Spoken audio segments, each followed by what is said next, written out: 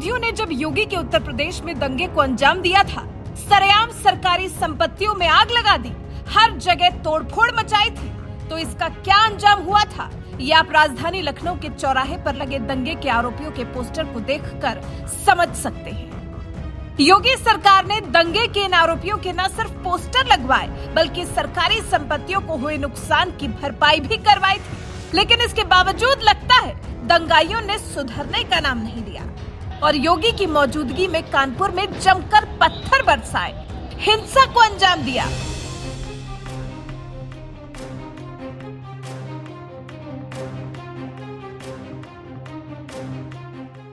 जुमे की नमाज के बाद कानपुर की सड़कों पर पत्थर बरसाने वाले इन आरोपियों को जल्द ही इसका खामियाजा भुगतना पड़ा, जब योगी की पुलिस ने एक बार फिर ताबड़तोड़ एक्शन लेना शुरू किया और शुरू कर दी आरोपियों की धरपकड़। तस्वीरों और वायरल वीडियो से हिंसा के आरोपियों की हुई पहचान के बाद पुलिस ने पोस्टर छपवाकर दीवारों पर भी लगा दिए। इतना कुछ होने के बाद अब माना जा रहा है कि हिंसा के आरोपियों की संपत्तियों पर जल्द ही बुलडोजर भी चलने वाला है, क्योंकि 3 जून को जब हिंसा हुई थी तो उसी वक्त यूपी के डिप्टी सीएम ब्रजेश पाठक ने कह दिया था कि ये योगी सरकार है, यहाँ अपराधियों को पाला नहीं जाता, पलायन कराया जाता है। और हाँ, कानपुर के पत्थरबाजों के खिलाफ कार्रवाई भी होगी, बुलडोजर भी चलेगा।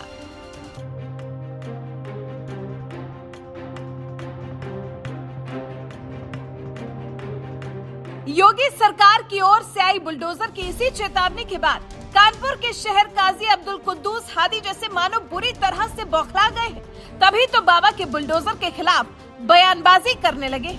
उन्होंने कहा है कि अगर पुलिस एक तरफा कार्रवाई करती है, हमारे घरों पर बुलडोजर चलाती है, तो हम चुप नहीं बैठेंगे, हम सिर पर कफन बांधकर सड़क पर निकलेंगे।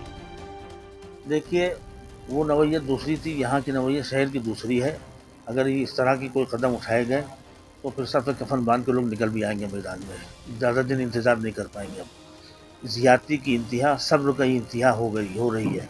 अगर मतलब होना है तो फिर ठीक है, वो हम कानून को तो तोड़ते नहीं, ना कानून को भी तोड़ा हमने, लेकिन ये तो हमें हक है कि ठीक है भाई, हम मरने के लिए निकले आ रहे, मारो, सर पे कफन बांध के निकल पड़ेंगे। फिर तो हमें यही करना है, जब हमें रहने नहीं देना, हमारे बच्चों को पकड़ना, गिरफ्तार करना, जुल्म ज़्यादती करना, घर तोड़ देना, तो ठीक है, हम मरने के लिए तैयार है ना। अब तो हम सर पे कफन बांध के निकलने आ रहे, तोड़िए अब इसका मकान तोड़ना, अब इसके लिए तैयार है।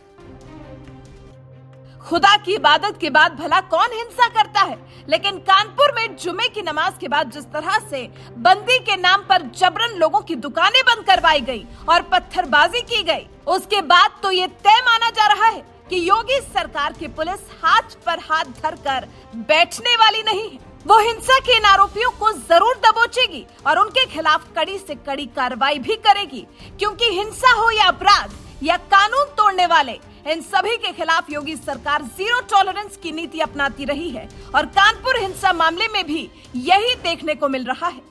एक तरफ जहां योगी सरकार ने मामले की जांच का जिम्मा एनकाउंटर स्पेशलिस्ट आईपीएस अफसर अजय पाल शर्मा को दे दिया है, तो वहीं जांच में आई तेजी के बाद हिंसा के आरोपियों के पोस्टर भी लगने शुरू हो गए हैं। पुलिस प्रशासन की इस सख्ती का असर भी जल्द देखने को मिला, जब आरोपी खुद ही सरेंडर करने के लिए थाने पहुंचने लगे। बहरहाल, जिस तेजी से मामले में एक्शन हो रहा है, उसे देखकर लगता है जल्द ही पुलिस इस मामले में बुलडोजर की मदद भी ले सकती है। वैसे कानपुर हिंसा के दोषियों के खिलाफ क्या बुलडोजर की कार्रवाई होनी चाहिए? अपनी राय हमें कमेंट कर जरूर बताएं।